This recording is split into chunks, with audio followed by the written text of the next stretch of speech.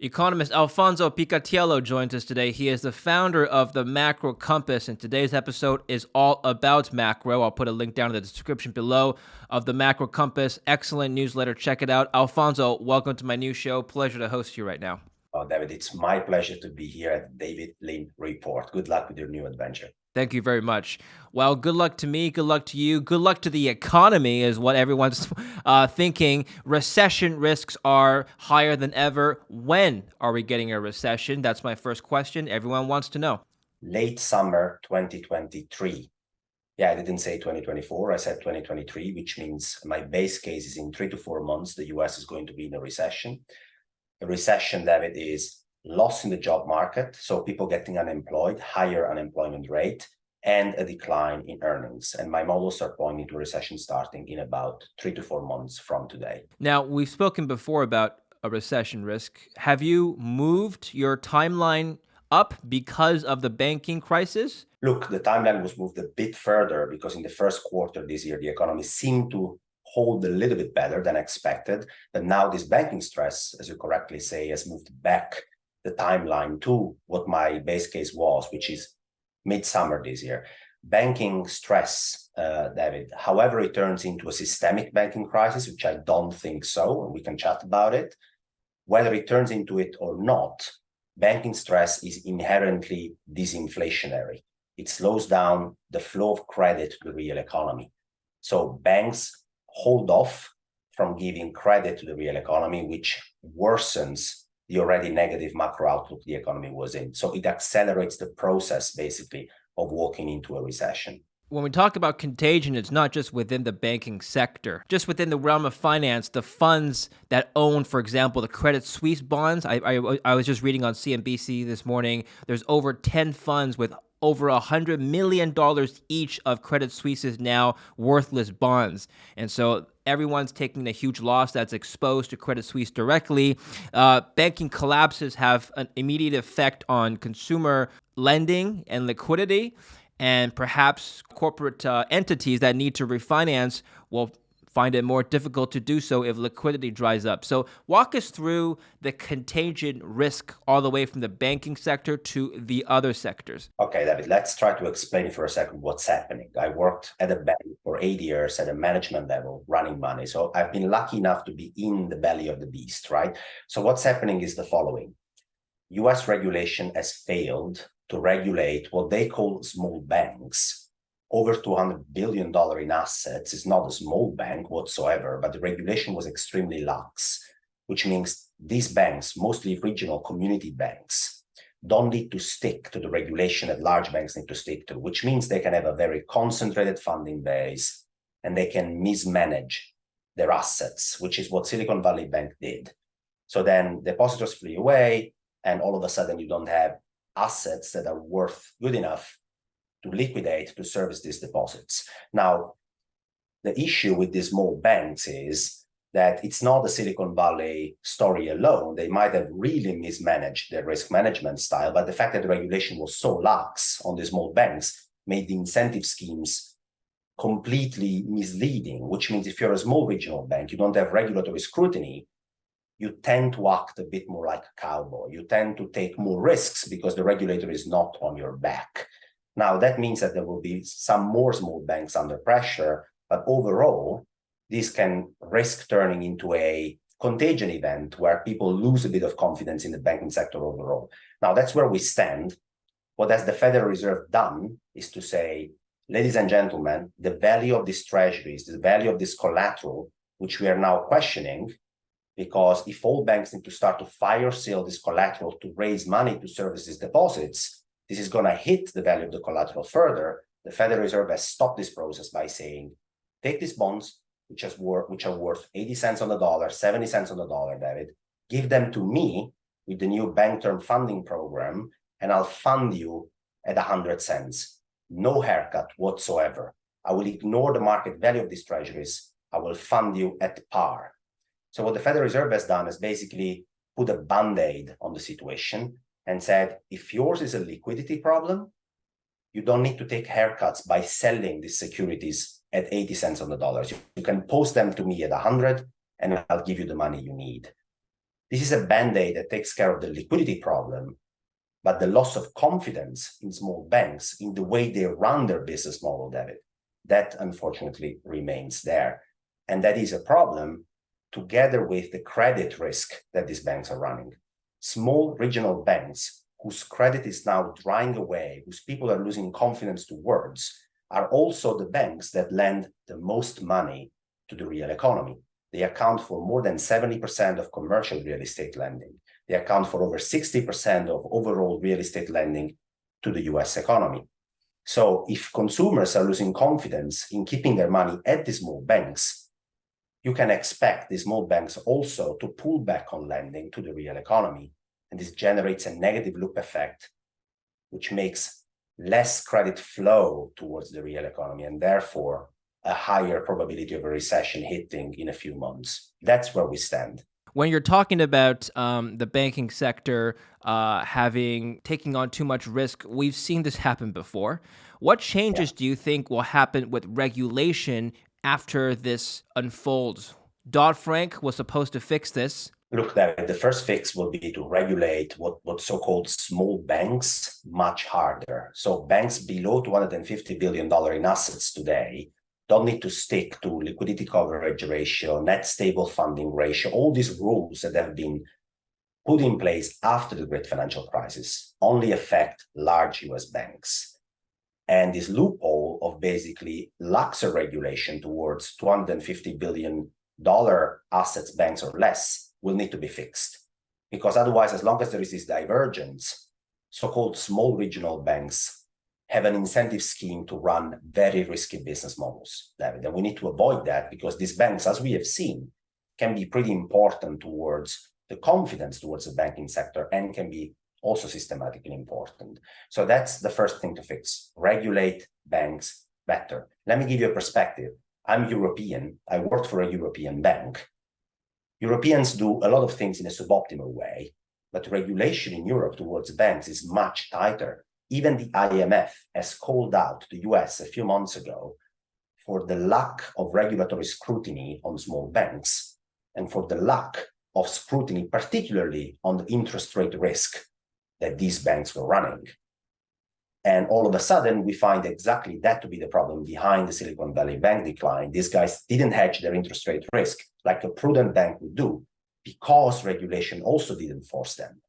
And so we need to fix that. We need to pay much more attention in the US and regulate these banks properly. That's the first fix. I wonder if tighter banking regulations is kind of a double-edged sword. I mean, yes, on the one hand, we get potentially a safer financial sector, which is beneficial for everybody. But on the other hand, we know that banks are the lifeline to small businesses. And small businesses in the U.S. as of 2019 accounted for about 44% of total GDP. Now, if you have, let's say, a tighter capital to loans ratio, for example, that's required by new regulations, that means banks can lend out less relative to their reserves to consumers and small businesses, and perhaps we'll see tighter liquidity and slower growth as a result. Could that happen?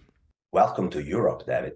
Over the last 15 years, that's exactly what we have done in Europe. We have taken banks and we have said, hey, take your resources, take your capital, and use this capital and resources to stick to regulation rather than find good lending opportunities to the economy.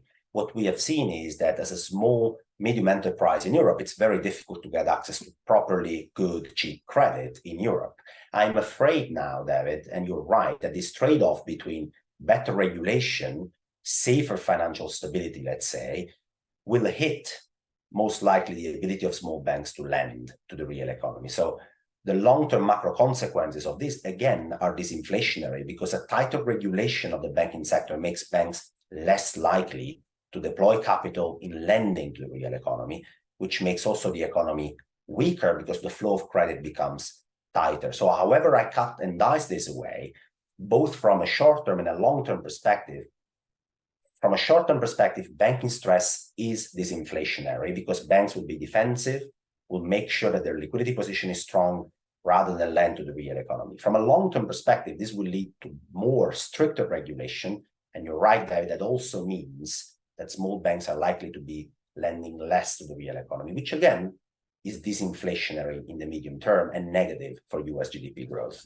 Yes. Okay. So how do you see this banking crisis unfold then? How many more banks do we have to see collapse before things stop?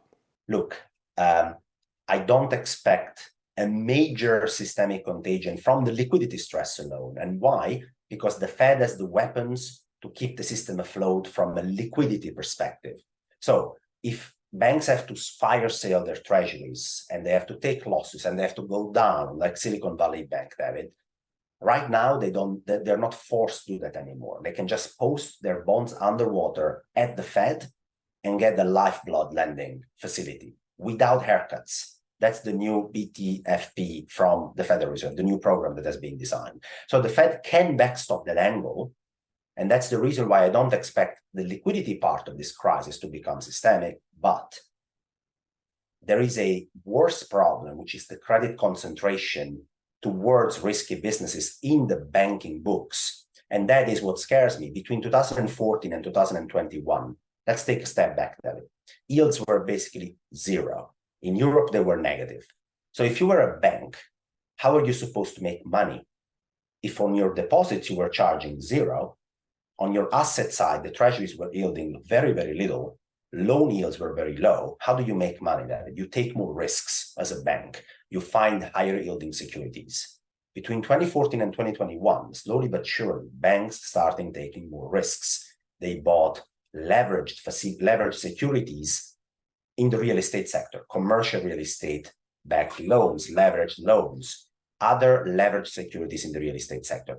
If you lever up that much of balance sheet towards one sector, commercial real estate, in order to find yield, you will run a lot of risks that come to haunt you the moment that the real estate market slows down. And that's exactly what we are seeing today. That's a credit problem, David, and the central bank cannot fix the credit problem. They can fix the liquidity problem, but not the credit problem. And that's what scares me in the medium term.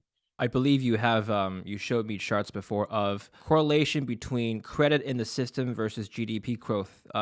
Just very quickly explain this relationship, please. Look, that's what I showed you is the Macro Compass Global Credit Impulse Index. And what it does, David, is it just measures how much money you, I, the listeners, corporates are getting in their bank account. The more money we have, the more credit we have, the stronger economic growth in the medium term. Makes sense, right? If the US government cuts your taxes, David, by 30%, all of a sudden your bank deposits will be more. You will have more money to spend.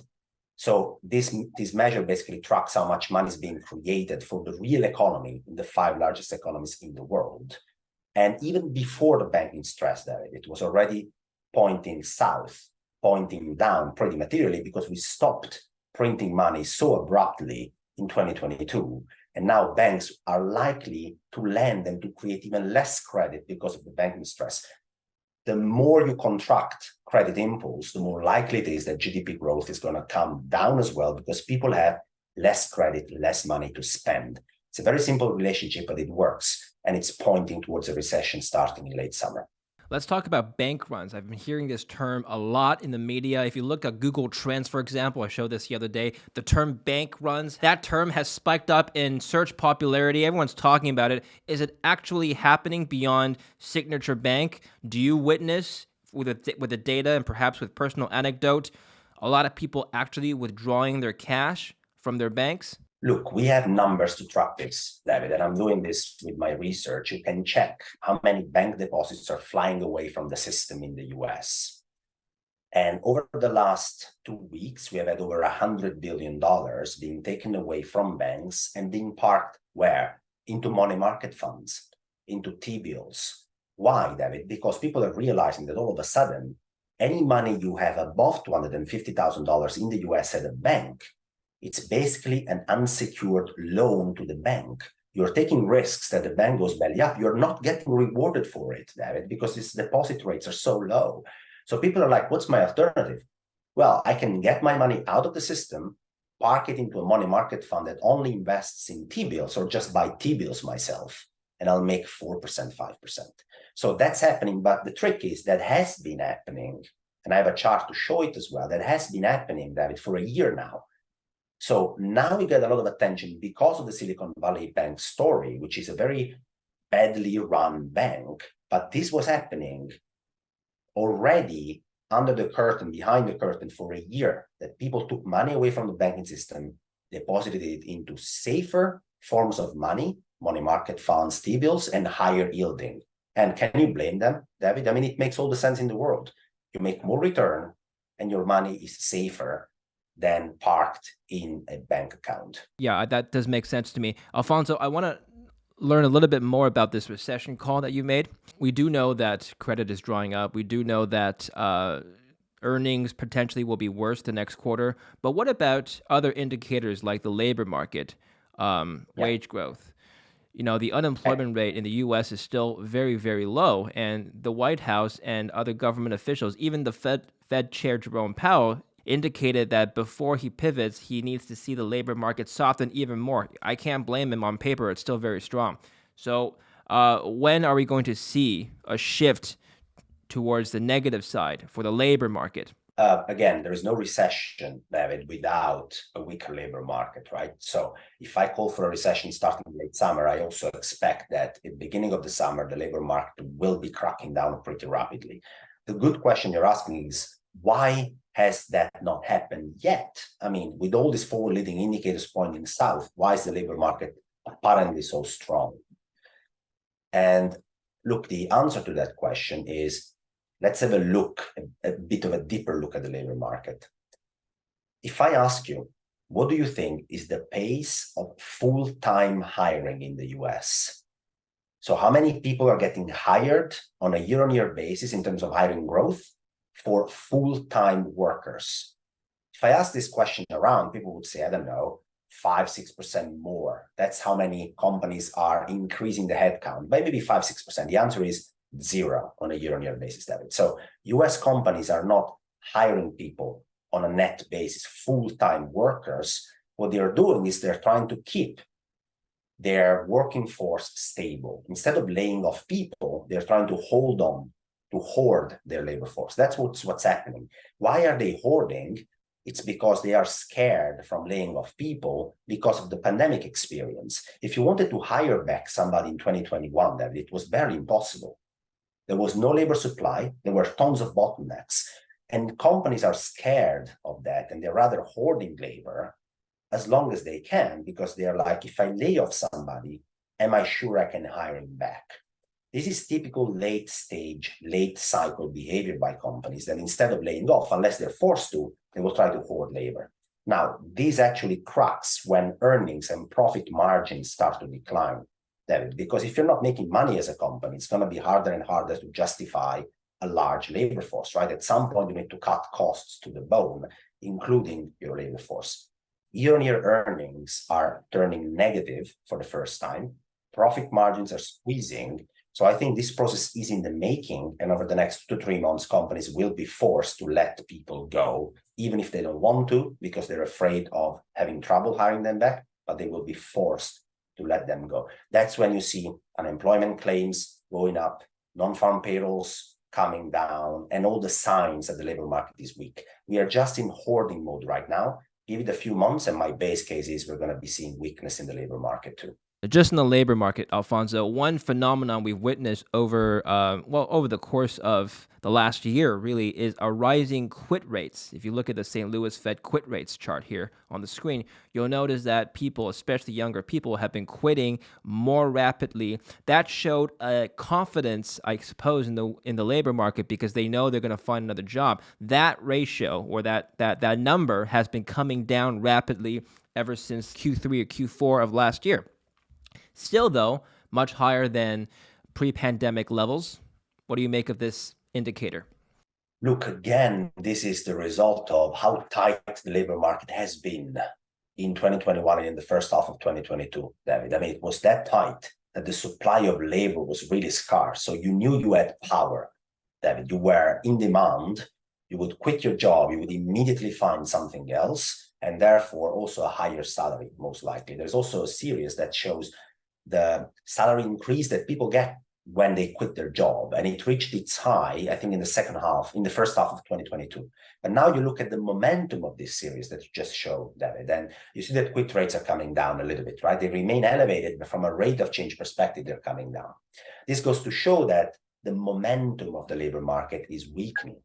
Still, we come from such hot levels that it's going to take a little bit more for the labor market to weaken and finally fold as the Federal Reserve wants. But trust me, it's just a matter of time. We are not discussing whether this will happen. We're discussing whether it happens in a month or in 3 months, but it's going to happen. Which sectors do you think will see the worst in terms of layoffs and rehires? Look, I cannot justify the level of hiring going on in the construction sector and anything related to the real estate market. It just baffles me. I mean, you have a housing market which is literally frozen, David. Like, housing sales are down by 30-40% year on year. Basically, you get no transactions anymore. People are not buying, they're priced out of the market. People are not selling because they're like, why would I sell if I don't need to? I locked my mortgage at 3% for 30 years. I don't want to get rid of that, right? So you have a frozen market. Construction employment, year-on-year growth is up 5%. Why are you still trying to hire people on that basis in a market which is frozen? Now, construction activity as a percentage of GDP has collapsed. The housing market has frozen. We see the first default on commercial mortgage-backed securities. We saw Blackstone defaulting on a commercial mortgage-backed securities of over $500 million a few weeks ago because they couldn't find a buyer for their office and their stores. The market is under pressure.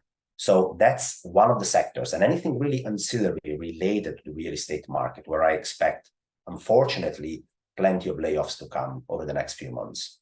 Another interesting indicator is the consumer sentiment index, often used as a leading indicator for economic growth. You see a huge decline over the last year. Makes sense. What doesn't make sense to me is this uptick that we've been seeing ever since the start of 2023. People are more confident in the economy? What's going on? Well, let's make this simple. There are two reasons why this temporary rebound happens. The first is, do you remember when between November and February, Powell started talking about the disinflationary process has started? He repeated it maybe 20 times in the latest press conference in December. He was pretty sure that the disinflationary process had started. So what that means, David, is that interest rates can come down. This immediately translates into lower mortgage rates. In that period that you're showing there, mortgage rates in the US dropped from 7% to 5.75. That's a very rapid drop, which makes people a bit more willing to engage again in the real estate market because mortgage rates are coming down. Interest rates for companies were coming down because Powell had told us that this inflationary process is starting. I can lay off. I don't need to tighten anymore. I'm doing good.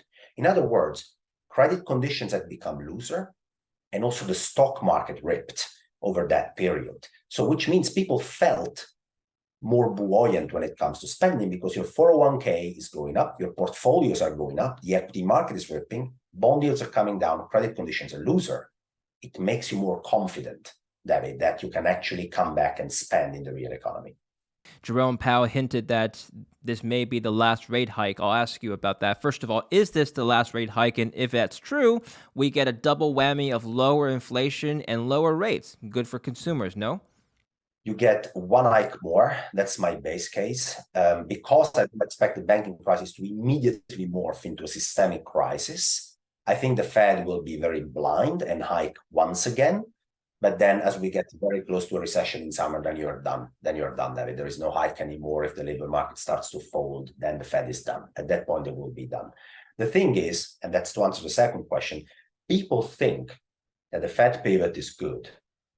Now, every time you go and look back in the past, when the Fed was forced to pivot, David, it meant that economic conditions were deteriorating very, very rapidly. Take 2001. Fed funds were at 6-something% at the start of 2001. The Fed had to pivot in 2001 because the economy was deteriorating. They cut 475 basis points in 15 months. Wow, that's a pivot, David. That's cutting rates from basically 5.5% today to 1% in mid of 2024. Can you imagine that? That's a real pivot, right? If I ask you in 2001, using that historical parallel, what do you think the S&P 500 did? The answer is it kept dropping another 12%. And why is that? Because fundamentals were bad, earnings were coming down, people were getting laid off. So if the Fed pivots because the economy is getting worse, it's not necessarily a good time to buy stocks. Not a good time to buy stocks. Is it a good time to consume, buy a TV, a new car, refinance your mortgage?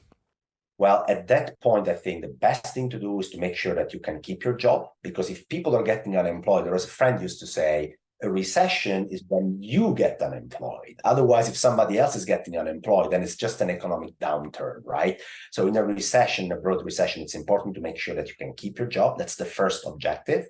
Be defensive, keep your job. When it comes to your investments, in a recession, the best possible investments are bonds and gold. They tend to perform very well because the economy is deteriorating, and those are the defensive assets you want to own.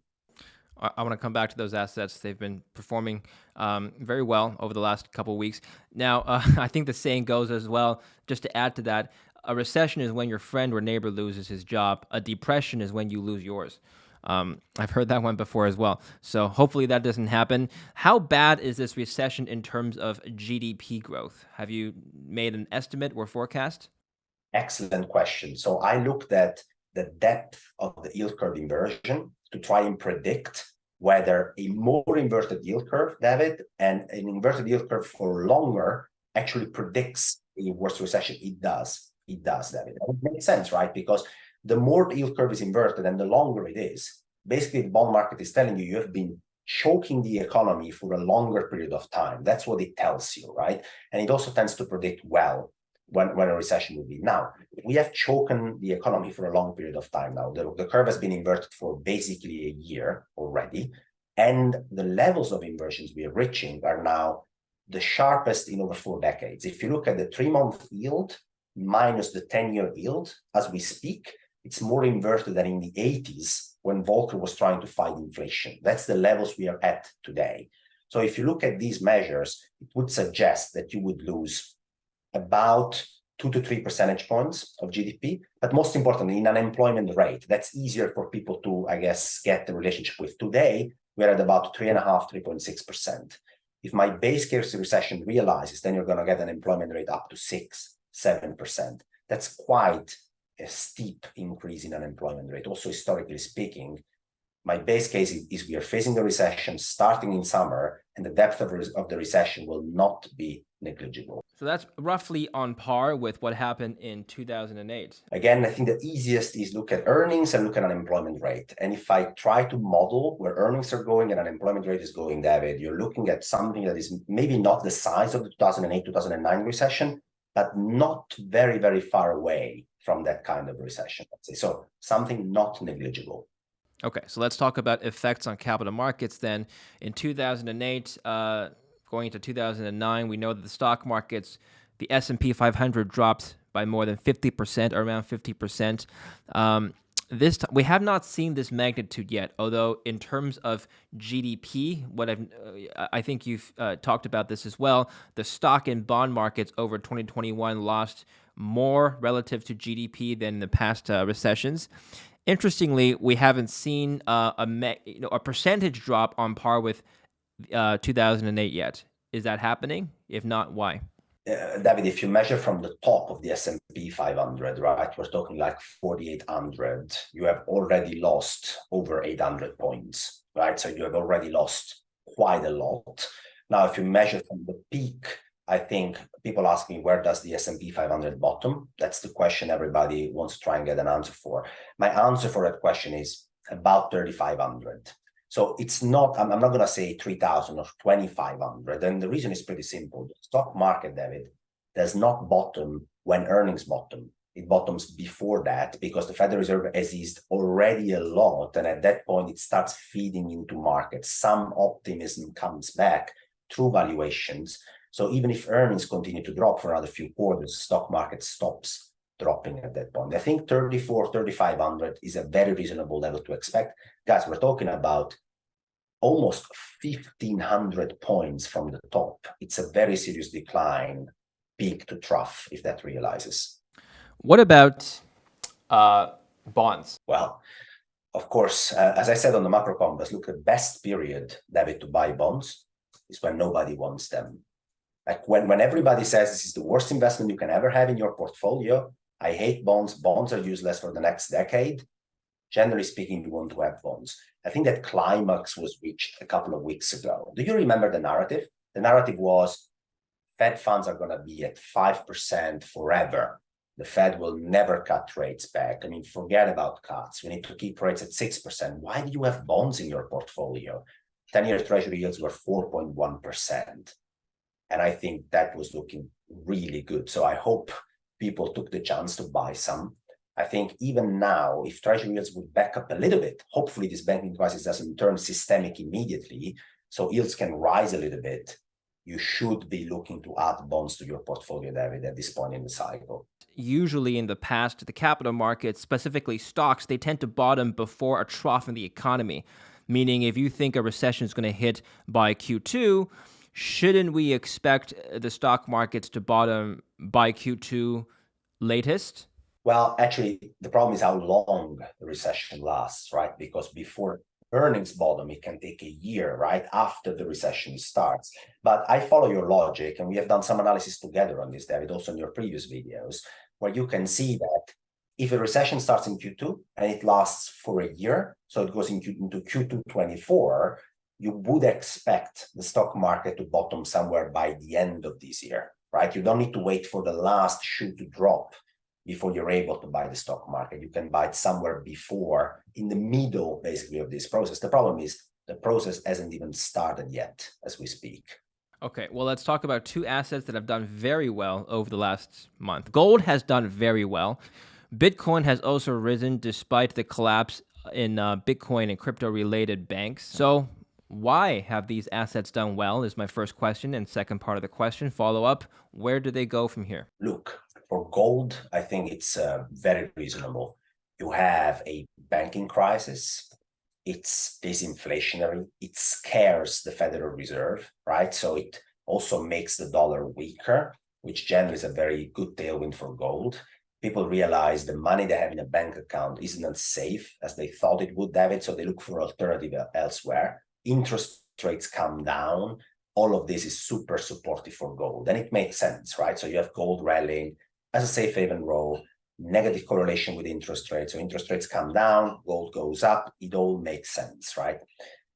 Bitcoin has been really interesting because effectively it's been acting like digital gold. It's been acting like a high beta version of gold, right? But in the past, David, we have also seen that Bitcoin acts like a risk asset sometimes, right? I mean, if risk assets are doing well, equities are doing well, then Bitcoin rises and vice versa. It's been very interesting. I am not convinced that if we go into a recession, Bitcoin is going to have that safe haven property that it seems to be having now. So I'm much more convinced about gold at this point in the cycle than I'm convinced about Bitcoin being a good investment. If you would ask me which one to choose, to be a diversifier or defender in the portfolio, I'd rather have gold at this point in the cycle. I'm just trying to follow your logic here. If you're expecting Bitcoin to fall during a recession, then you're also assuming that the correlation between Bitcoin and risk assets like stocks will continue to hold? Yes, that's correct. So I would expect this to be rather an interesting anomaly, the one that we have seen recently, than the norm. And I would instead expect gold to act as a defender in that environment. What is your Bitcoin call now? You've been pretty accurate in the past. Pretty much. I try my best, David. I am also wrong, by the way, pretty often.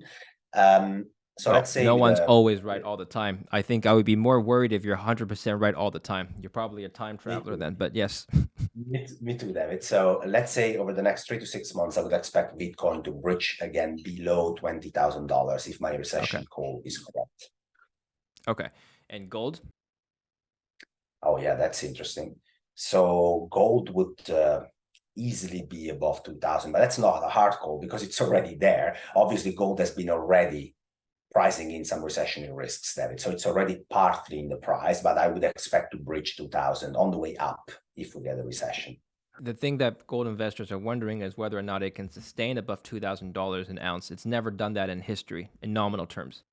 Well, in nominal terms is the key word here, David, because we all know that as the Federal Reserve has been very tight now fighting inflation, if you get a recession, you always get inflation coming down as well, David. And then you get the labor market cracking, and then you get the banking crisis brewing. I mean, why would you keep the policy so tight?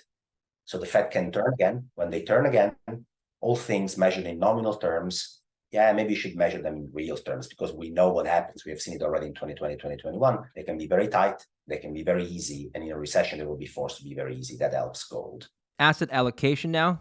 I know you have a quadrant that you like to show. How are you positioned in terms of your asset allocation? Look, the quadrant is basically sitting still in quadrant 4. It's the most negative for investors. So I don't YOLO in risk assets. I don't buy the S&P at 40,000. It doesn't make sense for a long-term investor. This is the moment to be rather defensive, right? So the defensiveness is achieved by having defenders in the portfolio, bonds and gold mostly, right? I also like the Japanese yen. I think that's a safe haven. I think in Japan, they are now have a new governor, David, that seems to be maybe willing to change things a little bit, spice them up, raise a bit interest rates, maybe drop the yield curve control. That helps the Japanese yen to do well because, Japanese investors can repatriate cash at home and get a better yield on their domestic investments. But those are all defensive assets, David. That's where I'm going. Like a good chunk of T-bills, you're getting 5% risk-free on these T-bills, David. And you can wait. You can sit it out and assess where to go next. So you can have a good chunk there, a bit of a Japanese yen, a bit of gold, some bonds. That's how you should, I think, position your portfolio. And if the S&P rallies again to 4,200 and you read headlines of this is a new bull market, how many bull markets have we heard? I mean, I remember one in July last year, a new bull market, one in November last year, one in February this year. Guys, those are bear market rallies. So keep your head cool, do your macro analysis. And my macro analysis here says this is time to be defensive, not offensive with your portfolio allocation. You can't fight demographics. I can't help but notice your shirt. Let's finish off by talking about the macro compass now. What can we learn from the macro compass in your service? Let's just start with demographics. Give us a teaser. What are the long-term trends of demographics that you discuss? So, when we talk about demographics, David, the first thing that comes to mind is China, where my analysis points to their labor force shrinking by 30 to 40% over the next 2 decades. That's really scary. Like, if you have less people contributing to economic growth, it's going to be very hard to engineer growth in the first place. But when it comes to the macro compass, we, of course, look at long-term trends, but also short-term macro developments. What we try to do is basically help investors navigate through these very uncertain macro environments with macro research, data-driven, portfolio strategy, actionable investment ideas, all of that on the macrocompass.com. Fantastic. I'll put a link in the description down below. Make sure to check it out. You have an excellent service, and you've provided an excellent service to our listeners and viewers today. I thank you for your time. Very thorough analysis. Thank you very much. Thanks, David. Always a pleasure having a chat with you. Thanks for watching.